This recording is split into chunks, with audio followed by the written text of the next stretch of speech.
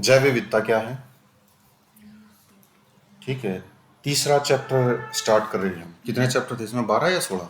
16 chapter थे। ठीक है, तो जैव विविधता में आज हम पढ़ेंगे कि ये क्या होती है जैव विविधता, इसके स्तर का निर्धारण कैसे होता है, इसका जैव विविधता का मानचित्रण, प्रवणता एवं उसका वितरण, महत्वपूर्ण जैव विविधता के क्षेत्र भारत में, जैव विविधता का महत्व या लाभ, भारत के जैव भौगोलिक क्षेत्र या प्रदेश, जैव विविधता के विनाश के कारण क्या है, संरक्षण के उपागम क्या है, संरक्षण के प्रयास क्या है और अन्य, ये चीजें हम इसके बारे में पढ़ेंगे। जैव विविधता क्या है? सर्वप्रथम दोसमैन नामक वैज्ञानिक ने जीवीय विविधता शब्द का प्रयोग किया था। किसने? दोसमैन वैज्ञानिक था ये। रोसेन नामक वैज्ञानिक ने जैव विविधता शब्द का प्रयोग 1985 में किया था। रोसेन, ठीक है, 1985 में। ई ओ विल्सन नामक वैज्ञानिक ने जैव विविधता संकल्पना शब्द का प्रयोग किया। ये इसका विकास हो रहा है शब्द का। जैव विविधता दो शब्दों जैव और विविधता से मिलकर के बना है। यहाँ जैव का अर्थ पादप जंतु एवं सूक्ष्म जीवी से है। इस प्रकार जैव विविधता का तात्पर्य एक निश्चित समय में एक निश्चित भौगोलिक क्षेत्र में पाए जाने वाले समस्त पादप जंतु एवं सूक्ष्म जीवियों की प्रजातीय विविधता से है। 1992 में आयोजित प्रथम पृथ्वी शिखर सम्मेलन, जिसे रियो सम्मेलन भी कहते हैं, ने जैव विविधता को परिभाषित करते हुए यह बताया कि इसका अभिप्राय स्थल, स्थल जल एवं महासागरीय पर्यावरण में पाए जाने वाले समस्त पादप जंतु एवं सूक्ष्म जीवियों की प्रजातीय विविधता से है तथा वैज्ञानिक दृष्टिकोण से यह आनुवंशिक और परितंत्रीय विविधता को व्यक्त करता है।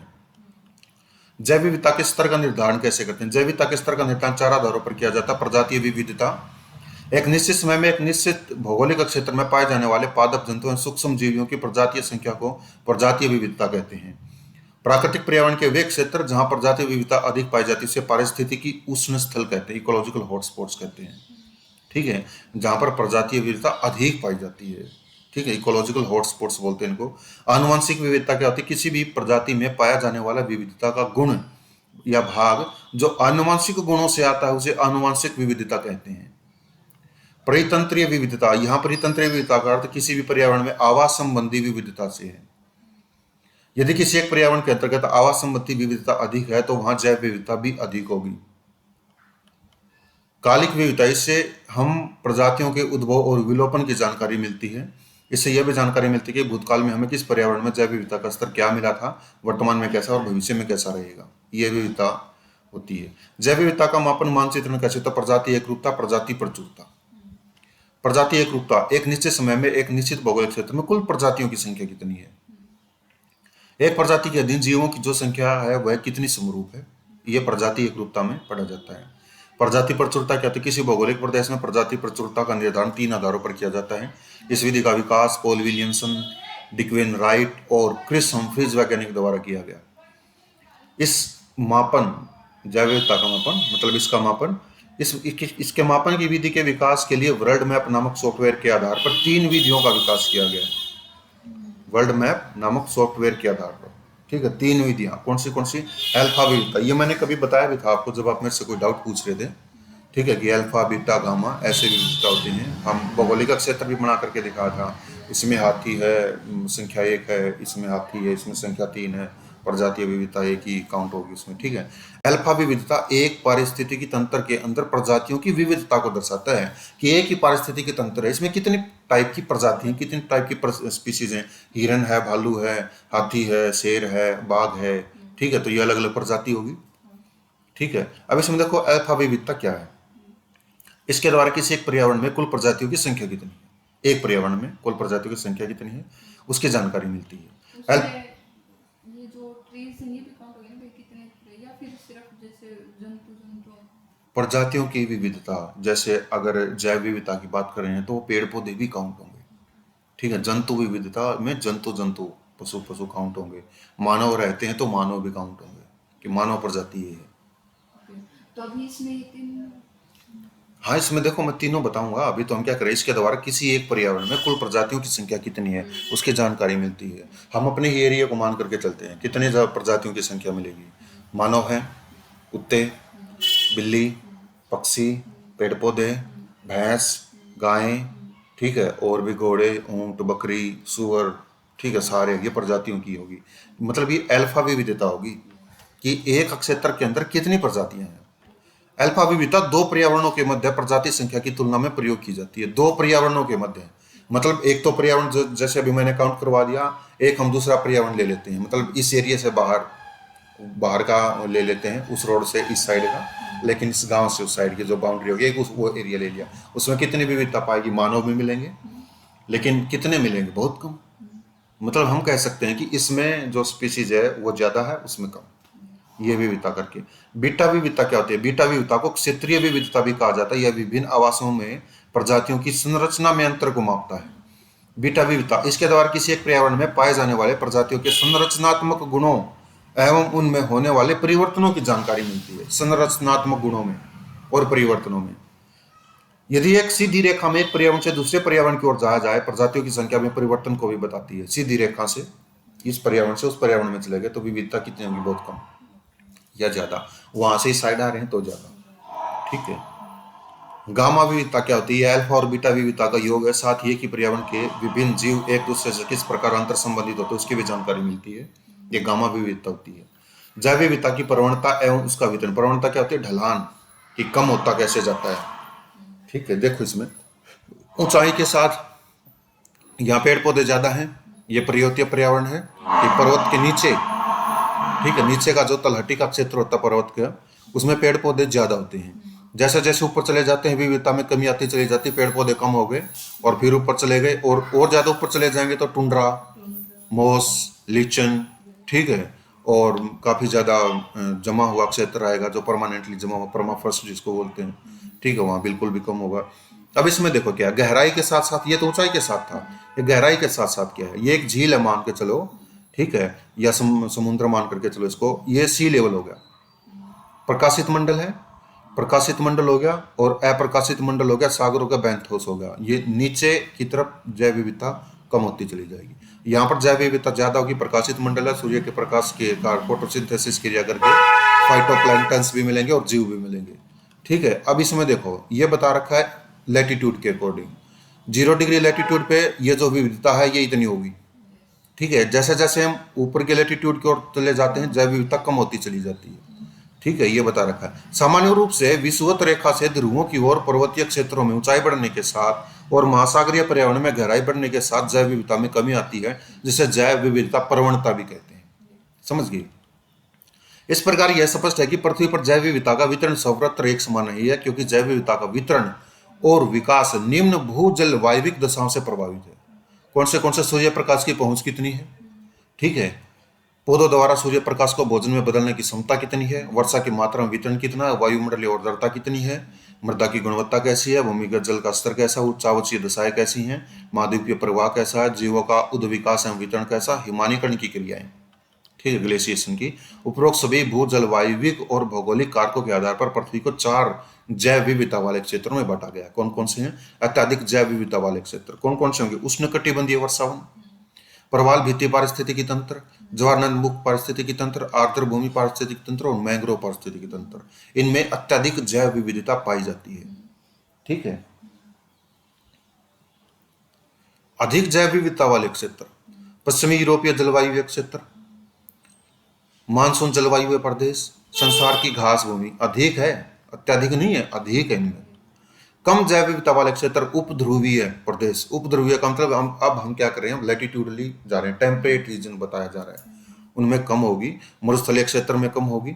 ठीक है। निम्न जैव विविधता वाले क्षेत्र, ये मत सोचना कि तीसरा भी कोई पॉइंट है, मैं यहाँ निम्न जैव विविधता लिख रहा था तो ये तीसरा कोई पॉइंट नहीं है। तो निम्न जैव विविधता वाले क्षेत्र कौन से? सतत रूप से हिमाच्छादित जो क्षेत्र होते हैं उनमें निम्न जैव विविधता वाले क्षेत्र होते हैं। ठीक है। मतलब ऊंचाई बढ़ने के साथ साथ या यूं कह लो कि पोलर रीजन की तरफ हम जा रहे हैं। ठीक है। और ये तो हिमाच्छादित क्षेत्र हो गए और बैंथोस एरियाज हो गए। ठीक है।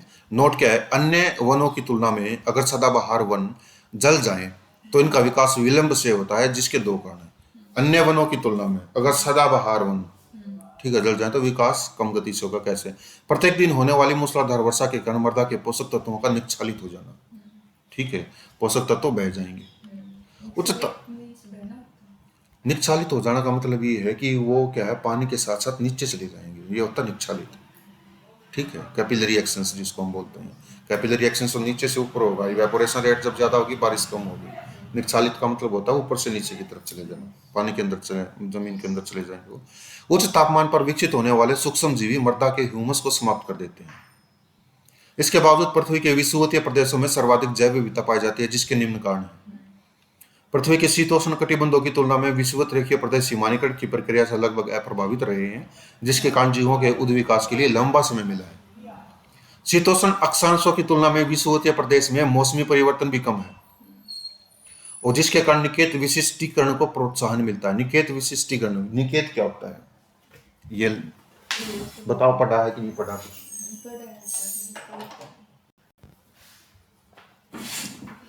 ये जैसे 6 टाइप के होते हैं निकेत। हाँ, कौन से? निकेत वर्ड को बता दो, ये तो अपने आप ही समझ जाओगे कि निकेत वर्ड क्या होता है। पारिस्थितिकी निकेत में आवास निकेत हो गया, यस। ठीक है, और विचर निकेत हो गया जिसमें जीव घूमता है, आवास निकेत जिसमें जीव आवास करता है, खाद्य निकेत जिसमें शिकार करते हैं, भोजन, ठीक है, वो निकेत हो गया। तो निकेत विशिष्टीकरण को प्रोत्साहन मिला है, ठीक है। निकेत विशिष्टीकरण हो गया, स्पेसिफिक निकेत इस जीव का ये है, ठीक है। सूर्य प्रकाश सर्वाधिक मात्रा में वर्ष भर उपलब्ध रहता है। ये 3 कारण ऐसे हैं जिसके कारण विषुवतीय प्रदेशों में ज्यादा विविधता पाई जाती है। जैव विविधता के महत्वपूर्ण केंद्र कौन से हैं? महाजैव विविधता केंद्र, मेगा बायोडाइवर्सिटी सेंटर, पारिस्थितिकीय उष्ण स्थल, होपस्पॉट, होपस्थल और रिम, ये क्या होते हैं अब इनको पढ़ेंगे। महाजैव विविधता क्षेत्र, विश्व में कुछ ऐसे देश हैं जिन्हें महाजैव विविधता का दर्जा दिया गया है। महाजैव विविधता अवधारणा का विकास संयुक्त राष्ट्र पर्यावरण कार्यक्रम और विश्व संरक्षण निगरानी केंद्र द्वारा 1988 में विकसित किया गया। प्रारंभ में ऐसे देशों की संख्या 12 थी जो बढ़कर 17 हो चुके हैं, इनमें भारत भी शामिल है, ठीक है। महाजैव विविधता का दर्जा 2 आधारों पर दिया जाता है। कम से कम 5000 प्रकार की वनस्पति की स्थानीय संवहनीय प्रजातियों की उपस्थिति हो, 5000, ये याद रखना है। उस देश की सीमा समुद्र से लगती हो। भारत में दोनों क्वालिटीज हैं। पारिस्थितिकीय उष्ण स्थल क्या होते हैं, इंपॉर्टेंट है ये भी। उष्ण स्थल संकल्पना के जनक डॉक्टर नॉर्मन मारियस माने जाते हैं। 1988 में इन्होंने नेचर नामक पत्रिका में विश्व भर में 25 उष्ण स्थलों की पहचान की थी, जिनकी संख्या अब 36 हो गई है। इनमें से 4 भारत में शामिल है। 36 में से 4 भारत में। पश्चिमी घाट पर्वतीय क्षेत्र, हिमालय, इंडो बर्मा क्षेत्र, ग्रेट निकोबार द्वीप। जैसे पश्चिमी हिमालय ये हो गया, ठीक है, ये भी आ गया। मतलब भारत का नॉर्थ ईस्ट और भारत का उत्तरी क्षेत्र, जिसमें लद्दाख, जम्मू कश्मीर भी शामिल है, ठीक है। ये कौन से क्षेत्र आ गए? पश्चिमी हिमालय, उसमें हिमालय क्षेत्र में आ गए, पश्चिमी घाट, श्रीलंका तक, ऐसे जाते जाते ये श्रीलंका भी इसमें शामिल हो गया, ठीक है। इंडो बर्मा क्षेत्र ये होगा, इंडो बर्मा क्षेत्र, ये इंडो बर्मा क्षेत्र और ग्रेट निकोबार क्षेत्र ये होगा सुंडालैंड के साथ, ठीक है, इसके साथ काउंट किया जाता है। पारिस्थितिकी उष्ण स्थल की पहचान निम्न आधारों पर की जाती है। कौन कौन से आधार? स्थानिकता, कम से कम 1500 प्रकार की वनस्पति की स्थानिक एवं संवहनीय प्रजाति की उपस्थिति हो। 1500 प्रकार की कम से कम बताई गई है। यह संवहनीय प्रजाति तात्पर्य है जिससे जाइलम और फ्लोएम कोशिका का विकास हो चुका हो। पौधों में जाइलम एंड फ्लोएम कोशिका का विकास हो चुका हो, ठीक है। यहाँ संवहनीय का मतलब ये है। संकटग्रस्त क्या? मूल वनस्पति प्रजाति का 70% संकटग्रस्त हो या विलुप्त हो गया हो और केवल 30% वनस्पति की प्रजाति सुरक्षित हो। इसके आधार पर प्रजातीय विविधता का क्षेत्र होता है, उच्च जैव विविधता का क्षेत्र होता है। होप स्थल क्या होते हैं? विश्व में लगभग क्षेत्र होप स्थल है। विश्व में महासागरीय पर्यावरण के क्षेत्र हैं, ये महासागरीय पर्यावरण के क्षेत्र हैं, ये याद रखना है। महासागरों में अवस्थित कुछ द्वीप ऐसे हैं जिन्हें होप स्थल का दर्जा दिया गया है। ये ऐसे क्षेत्र हैं जो जैव विविधता से समृद्ध हैं, कार्बन सिंक का क्षेत्र है और ऑक्सीजन की आपूर्ति करते हैं, परंतु भूमंडलीय तापन के कारण समुद्र तल में वृद्धि से ऐसे स्थलों के अस्तित्व पर संकट है, इसलिए इनके संरक्षण की आवश्यकता है, ठीक है। इंडोनेशिया की राजधानी कौन सी है? मलेशिया की राजधानी कुआलालंपुर। मलेशिया की जो राजधानी है कुआलालंपुर है। मलेशिया ने अब क्या सोच रखा है, सी लेवल राइज होने के कारण जो राजधानी है वो डूबने के खतरे पर है और वो अपनी जो राजधानी है उसको शिफ्ट कर रहा है। ये चल रहा है। मैं आपको दिखाता हूँ कि कुआलालंपुर में सी लेवल जैसे जैसे बढ़ रहा है तो उसका क्या इफेक्ट पड़ रहा है।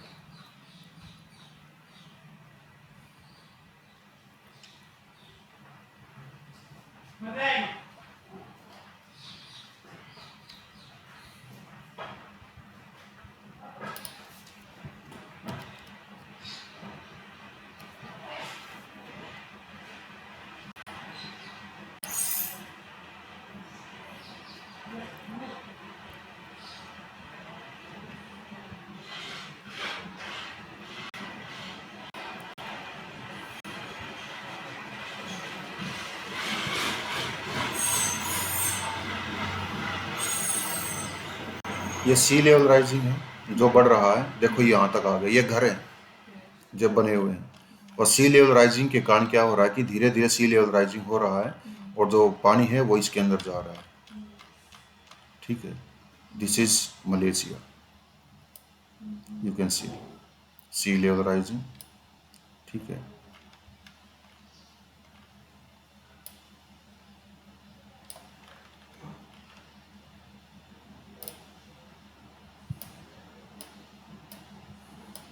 सी लेवल राइजिंग धीरे धीरे यहाँ तक आ जाएगा। मलेशिया में था और इंडोनेशिया में भी मैंने देखा था कि इंडोनेशिया वो अपनी राजधानी को शिफ्ट कर रहे हैं, मैं देखता हूँ।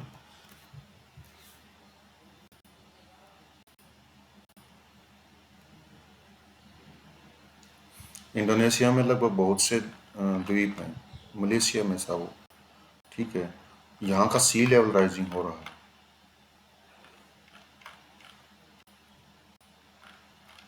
मिल जाएगा न्यूज़ में ये। ठीक है, टाइम वेस्ट ना करते हुए आगे बढ़ते हैं। ऐसे स्थलों के संरक्षण और क्षेत्र के विस्तार के लिए सिल्विया अर्ल के द्वारा मिशन ब्लू कार्यक्रम चलाया गया। किसके द्वारा? सिल्विया अर्ल के द्वारा। ठीक है, जिसमें उनकी सहायता फ्रांस की मेरीन एरिया प्रोटेक्टेड एजेंसी कर रही है। भारत में 2 होप स्थल हैं, लक्षद्वीप समूह, अंडमान निकोबार द्वीप समूह। होप स्थल, what do mean by hope स्थल? और उसने और इकोलॉजिकल हॉटस्पॉट्स क्या होते हैं? डिफरेंस बताओ। स्थल तो ये होगा जो महासागर में होता है। हाँ, और इकोलॉजिकल हॉटस्पॉट्स हॉटस्पॉट्स जैव विविधता के क्षेत्र होते हैं जिनमें अत्यधिक जैव विविधता होती है। जैव विविधता रिम क्या है? इसे जैव विविधता परिमंडल भी कहते हैं। ये आकार में प्रायद्वीपीय महाद्वीपीय आकार का हो सकता है। ऐसे बड़े भौगोलिक क्षेत्र में जलवायु तत्वों की समरूपता के आधार पर विश्व को 8 जैव विविधता परिमंडलों में बांटा गया है, जिसमें क्या 2 परिमंडल का क्षेत्र भारत में आता है।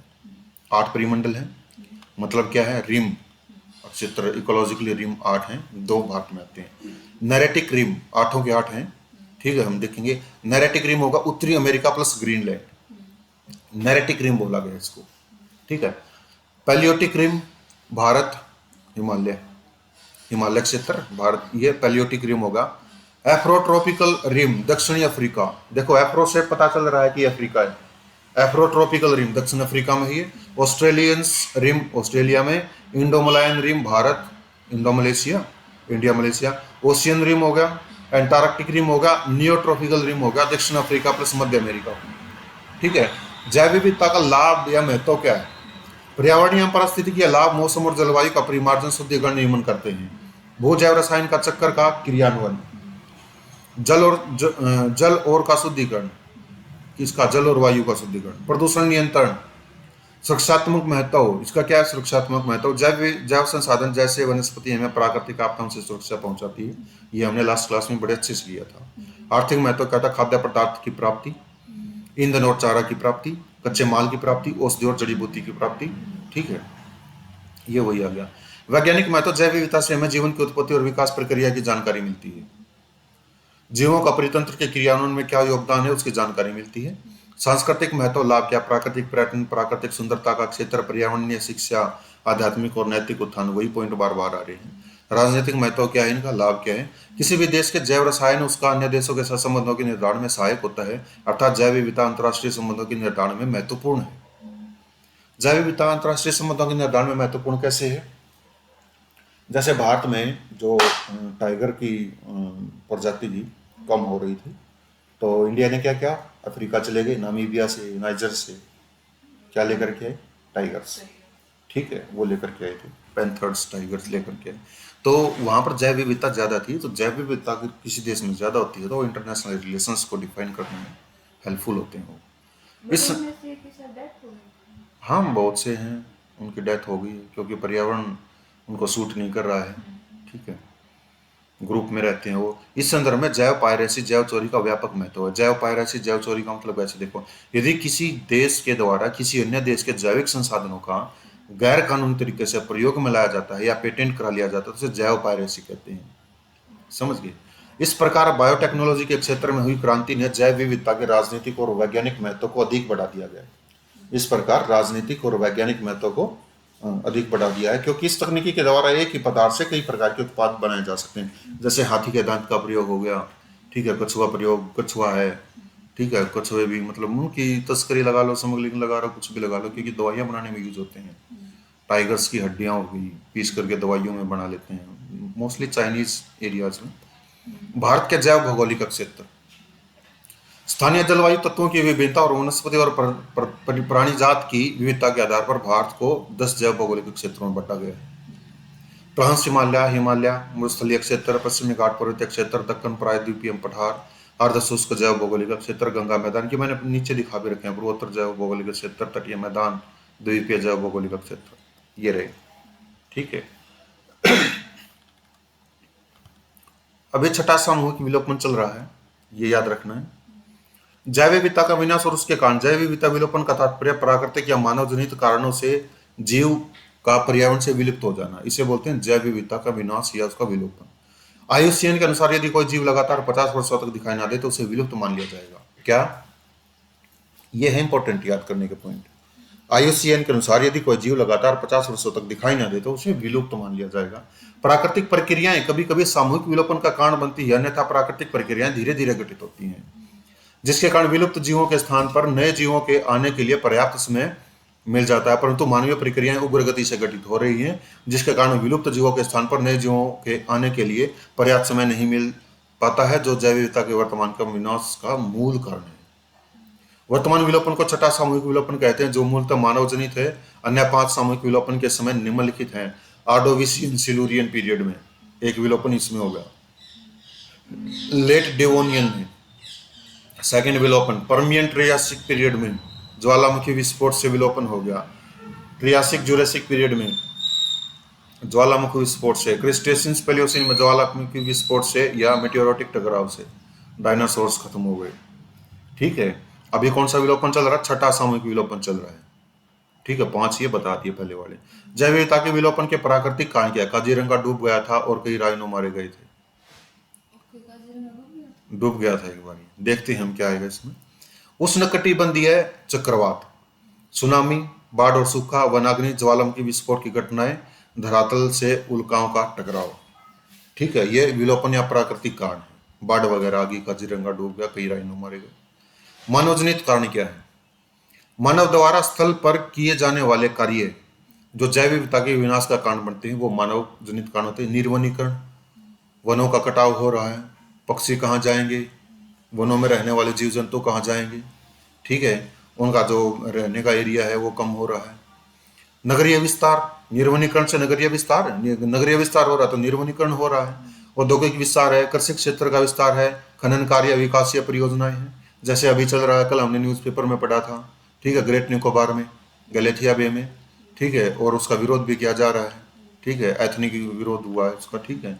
विकास परियोजनाओं की शुरुआत, जनसंख्या वृद्धि, आवासों के निर्माण, झूम या स्थानांतरित कृषि। झूम या स्थानांतरित कृषि का मतलब किसी एक एरिया में कृषि पेड़ों पौधों को पहले काट दिया जाता है, फिर जला दिया जाता है, राख जो मैग्नीशियम छोड़ती है उसका खाद के रूप में प्रयोग करके झूम कृषि की जाती है। लेकिन झूम कृषि के कई नुकसान भी हैं, क्योंकि झूम कृषि एक एरिया में ना होकर के पूरे जंगल में भी आग फैल सकती है। इसके कारण है जलीय जो जंगली जंतु हैं उनका विनाश हो जाएगा, ठीक है।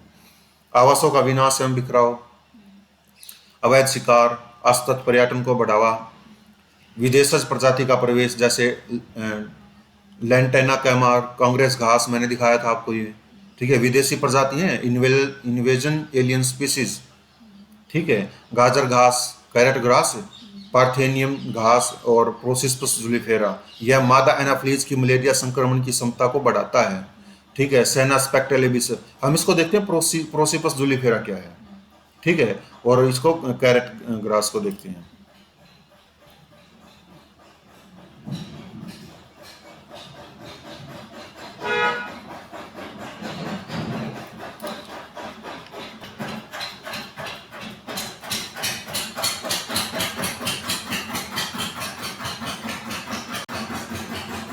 प्रोसिपस जुलिफेरा क्या करता है? मैदा एनाफ्लीज की जो उसको बढ़ाता है। ये देखो, ये प्रोसिपस जुलिफेरा, दिस इज प्रोसिपस जुलिफेरा। झाड़ी लग रही होगी ना, ये तो झाड़ी है कोई, ये प्रोसिपस इसका भी जुलिफेरा। ज़्यादा खाया जाता है सर, इसमें ये इस मतलब एरिया में ज़्यादा है ना, हमारे एरिया में ज़्यादा है। यस। ठीक है, इसलिए मच्छर भी तो ज़्यादा है फिर, ये देख लो। हाँ, ये सरिस्कम, इसको हिंदी में सरिस्कम बोला जाता है, जूलीफेरा, सरिस्कम। प्रोसिपस जूलीफेरा जो 860 रुपये का मिलता है। मच्छरों को वो करेंगे, prosopis juliflora. You can see the serve of prosopis juliflora, बहुत ज़्यादा मात्रा में है ये। हाँ, बहुत ज़्यादा मात्रा ठीक है, और इस तरफ अगर देखोगे तो मच्छर भी तो बहुत ज़्यादा होते हैं। में। You yes. Can see prosopis juliflora. ठीक है, let us see carrot grass. Carrot grass देखा था हमने, नहीं कांग्रेस ग्रास देखा था।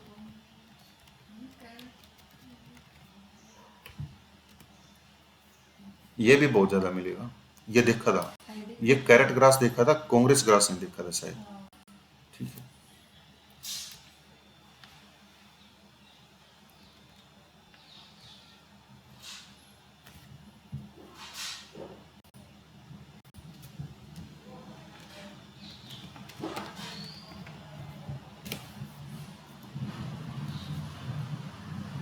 Same Congress grass, Congress party से जुड़ी है कांग्रेस ग्रास। ठीक है, ये कांग्रेस पार्टी भी नुकसान कर रही है और कांग्रेस ग्रास भी नुकसान करता है।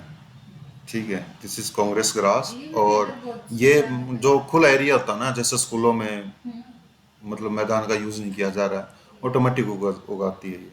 ठीक है, ये है कांग्रेस ग्रास। ठीक है, गाजर घास हो गया, लेंटेना कैमार हो गया, प्रोसिपस जूलिफेरा हमने देख लिया, मादाना फ्लीज की मलेरिया संक्रमण की क्षमता को बढ़ाता है। सेना स्पेक्टेबिलिस क्या है, अमेरिका के उष्णकटिबंधीय क्षेत्र की वनस्पति है सेना स्पेक्टेबिलस। 15 से 20 मीटर लंबा पादप होता है। आयुसीएन की लिस्ट में यह कम चिंतनीय श्रेणी में शामिल है। यह मधुमलाई टाइगर रिजर्व में तेजी से फैल रहा है। यह देशी प्रजातियों की वनस्पतियों के अंकुरण और वृद्धि को प्रभावित कर रहा है। मुदंगली टाइगर रिजर्व में कृषि में रासायनिक उर्वरक और कीटनाशी का प्रयोग, जैव सांद्रण और जैव आवर्धन। सांद्रण, सांद्रण क्या होता है, एक्यूमुलेशन।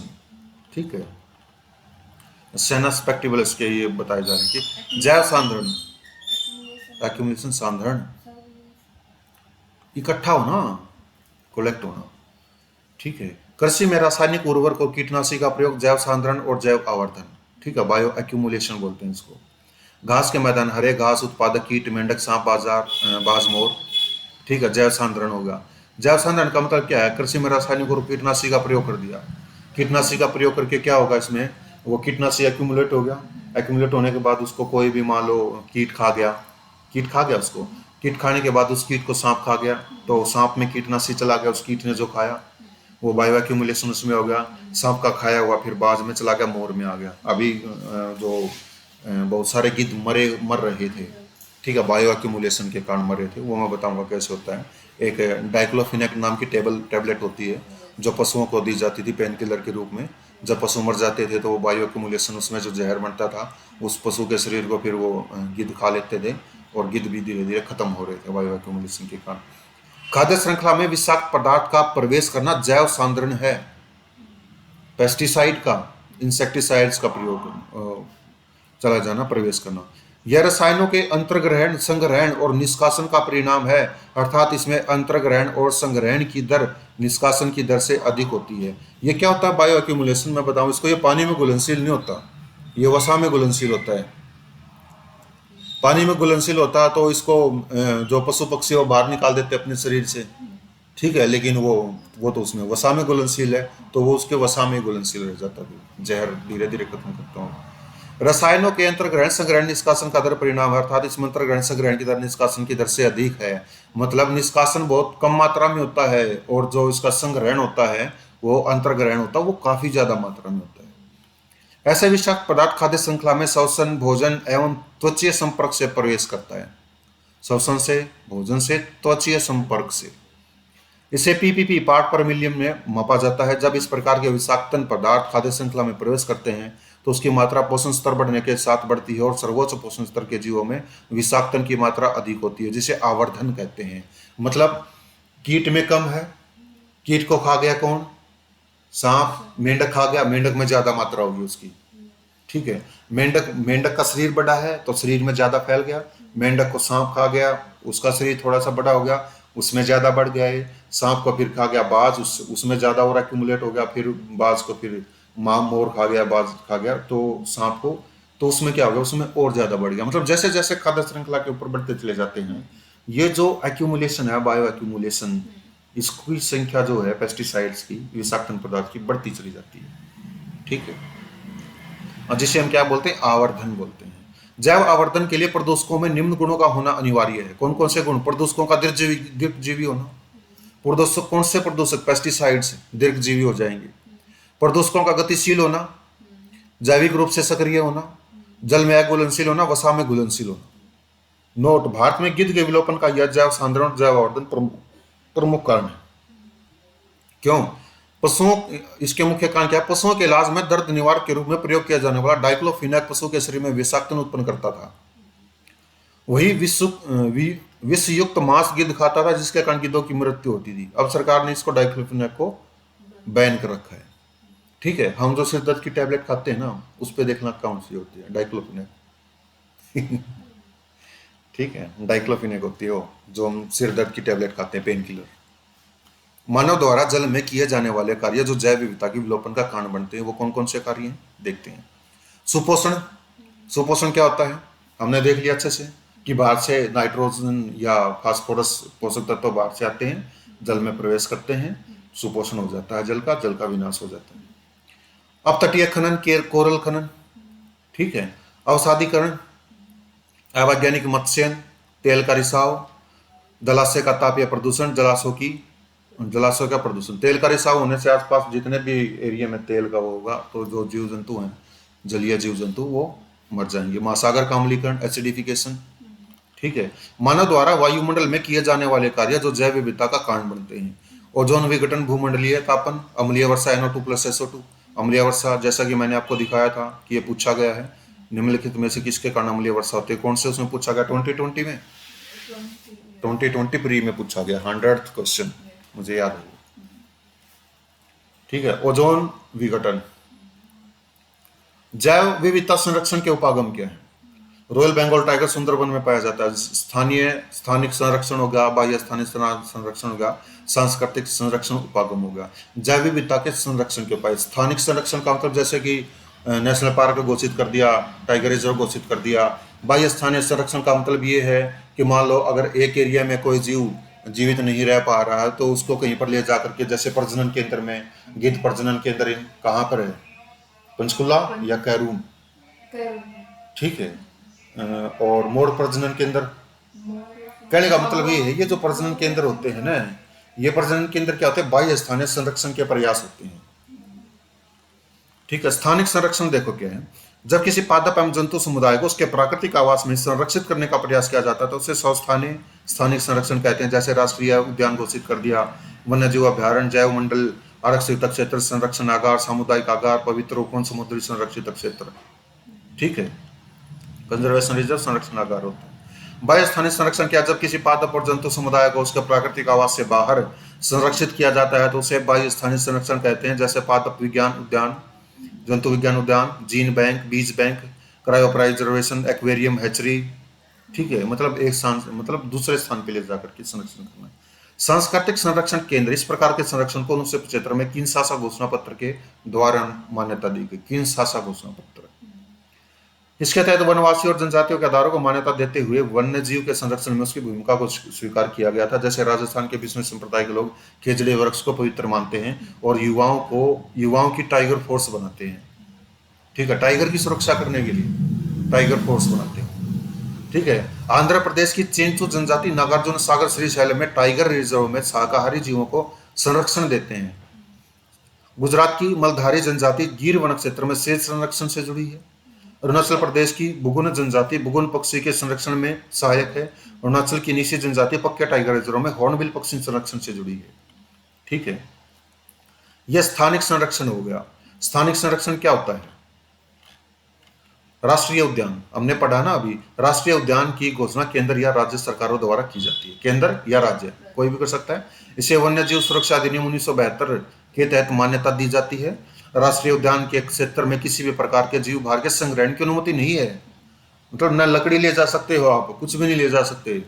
ठीक है, इनको कोने के थाई दाती एक रोटी कटे, बेटा मैं तो घास फाड़ के ले आऊँ, मगर मैं ऐसे भूखी मरे है ना, ओड़े पकड़ लेंगे, जेल हो जाओगी। अर्थात यहाँ ईंधन और चारा को एकत्रित नहीं किया जा सकता। ठीक है, दाती भी खोस लेंगे, गठड़ी भी खोस लेंगे, दो मारे ला दें, आगे ना ही शेर खा जाएगा, भेद में लगेगा। यह किसी पादप और जंतु के संरक्षण के उद्देश्य से बनाया जाता है, किसी पादप और जंतु के संरक्षण के क्षेत्र से। गुजरात में गिर national park famous for Asiatic lion, Kaziranga one horn rhino. ठीक है, वन्यजीव अभ्यारण्य क्या होता है? राष्ट्रीय उद्यान हमने, नेशनल पार्क देख लिया, वन्यजीव वाइल्ड लाइफ सेंचुरी को देखते हैं। इसकी घोषणा भी केंद्र या राज्य सरकार दोनों द्वारा की जा सकती है। इसमें भी वन्यजीव सुरक्षा अधिनियम 1972 से मान्यता मिली है इसको भी। इससे सीमित रूप से जीव बार संग्रहण की अनुमति होती है, कोई बात नहीं, एक दो रोटी ले आओ। ठीक है, परंतु यदि उस जीव भार के संग्रहण से वहां के पर्यावरण को नुकसान पहुंचता है तो उसे भी प्रतिबंधित किया जा सकता है। ठीक है, लेकिन वो रोटी तो ले आओ, लेकिन साथ साथ में उस रोटी में 2-4 लकड़ी भी डाल ले आओ। ठीक है, लेकिन अगर ऐसा लगेगा कि इन्हें लकड़ी तो ज्यादा लेकर के जा रहे हैं, यहाँ का क्षेत्र जो खतरे में है, तो उसको भी मना कर दिया जा सकता है। इससे घोषणा किसी खास प्रजाति के संरक्षण के उद्देश्य से की जाती है। ठीक है, जैसे wild life sanctuary in Haryana, Nahar wild life sanctuary. ठीक है, फोर्ट चिंकारा हिरन। जैव मंडल आरक्षित क्षेत्र बायोस्फीयर रिजर्व, इसकी घोषणा केंद्र सरकार द्वारा की जाती है। बस ये याद रखना है कि जो बायोस्फीयर रिजर्व होते हैं उनकी घोषणा केंद्र सरकार के द्वारा। ठीक है, इससे भी वन्य जीव सुरक्षा अधिनियम 1972 से मान्यता मिली है।